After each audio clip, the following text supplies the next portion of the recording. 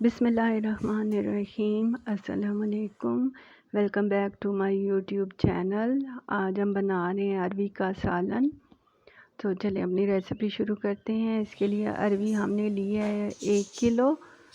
अरवी को साफ़ करना थोड़ा मुश्किल होता है, ये हाथों पर बहुत ख़ारिश करती है।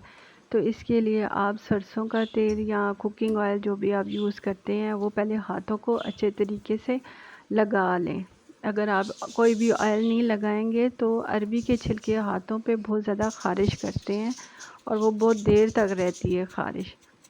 तो ये तेल लगा के आप करेंगे तो आपको हाथों पर ख़ारिश नहीं होगी। तो अरवी का छिलका आप इस तरह 2 तरीके से उतार सकते हैं। एक ये छुरी से रगड़ कर इस तरह आप इसका छिलका उतार सकते हैं, और अगर एक आपके पास ये पीलर हो तो इसके साथ भी आप इसका छिलका बहुत ही आसानी के साथ उतार सकते हैं।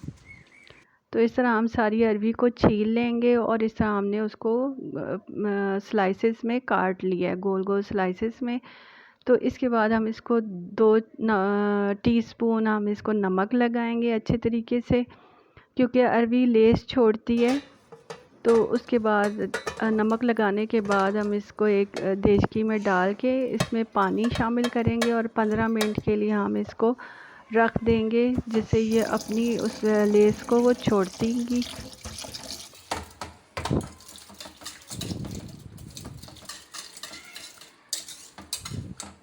ये अब अरवी को हमने 15 मिनट के लिए छोड़ दिया है। आधा घंटा भी आप इसको छोड़ सकते हैं ये पानी डाल के।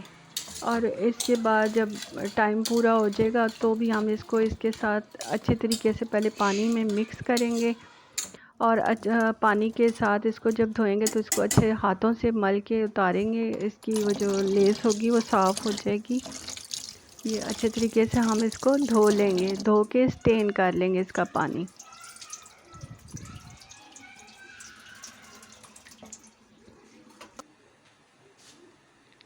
अब कढ़ाई में हमने कुकिंग ऑयल लिया है, ये सरसों का ऑयल है। आप जो भी यूज़ करते हैं कुकिंग ऑयल वो इस्तेमाल करें। 1 कप हमने सरसों का ऑयल लिया है। अब जब ये ऑयल गर्म हो गया है तो इसमें हम ये सारी अरवी डाल के पहले अरवी को फ्राई कर लेंगे।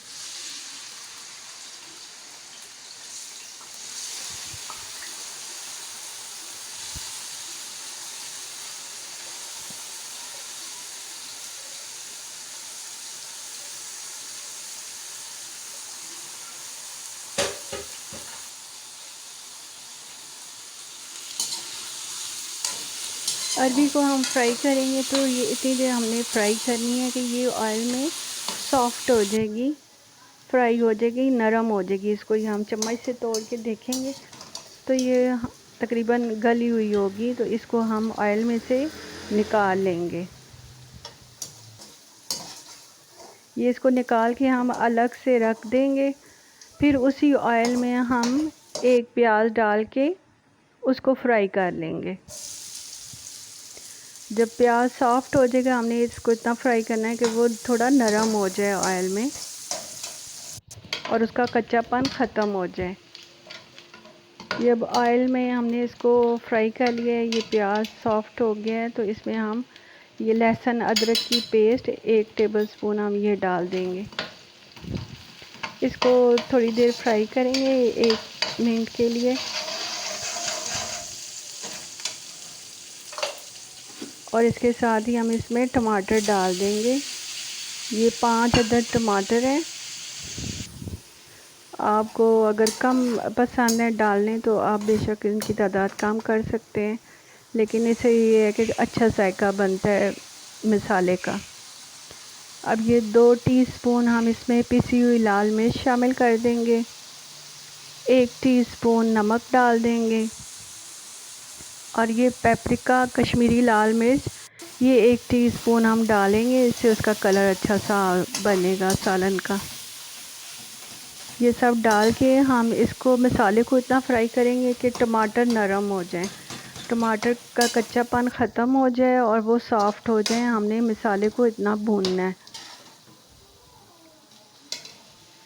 ये अब टमाटर भी सॉफ्ट हो गए हैं, मसाला हमारा तैयार हुआ है। तो इसमें हमने अरवी शामिल कर दिया। अरवी शामिल करके हम इसको मसाले में अच्छे तरीके से चम्मच से मिक्स करेंगे।